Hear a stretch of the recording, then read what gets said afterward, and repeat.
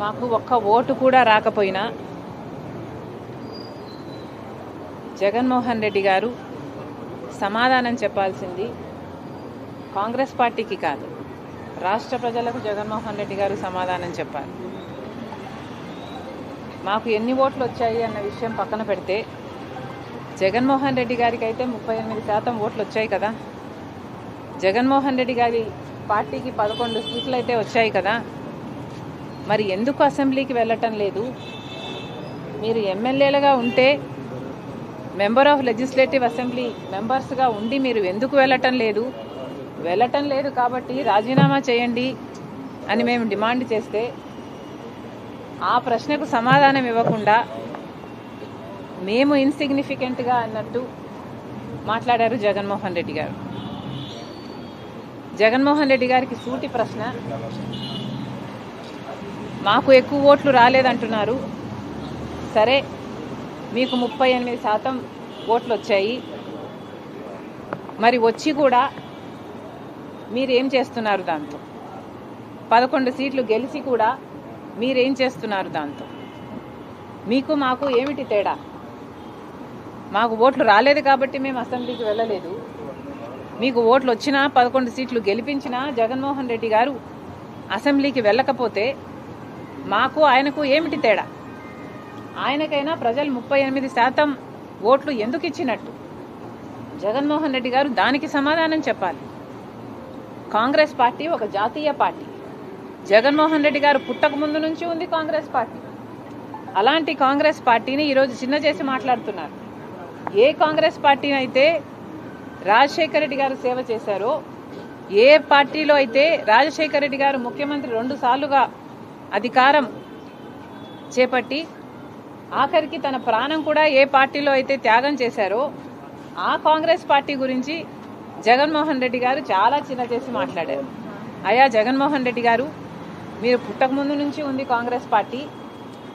అలాంటి కాంగ్రెస్ పార్టీ గురించి మాట్లాడే అర్హత మీకు లేదు. మీరు మాట్లాడదలుచుకుంటే మీ పార్టీ గురించి మాట్లాడండి, వైసీపీ గురించి మాట్లాడండి. వైసీపీ ఏం చేసిందో చెప్పండి. మీరు పూర్తి మద్యపాన నిషేధం అని చెప్పి మోసం చేశారు. రైతులకు 3,000 కోట్ల ధర స్థిరీకరణ నిధి ఇస్తాము ప్రతి సంవత్సరము అని మోసం చేశారు. మెగా డిఎస్సీ అని మోసం చేశారు.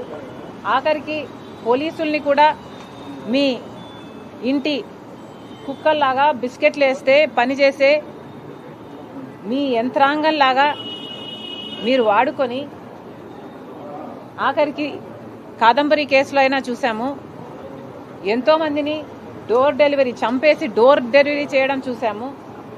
మీ అరాచకాలను, మీ మాఫియాలను జనాలు తట్టుకోలేక మిమ్మల్ని ఓడించారు. ఒకప్పుడు ఏ రాజశేఖర రెడ్డి గారి కొడుకుకైతే అవకాశం ఇవ్వాలని 151 సీట్లను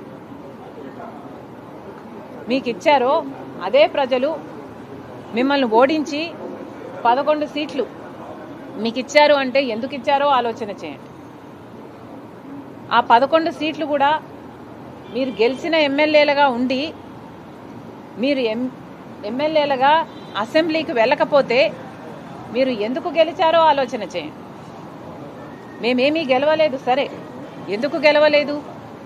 ఎందుకంటే ఈసారి ప్రజలు చాలా డిసిసివ్గా ప్రభుత్వాన్ని మార్చాలి అన్న ఉద్దేశంతో ఓట్లేశారు కాబట్టి మాకు ఓట్లు పడలేదు.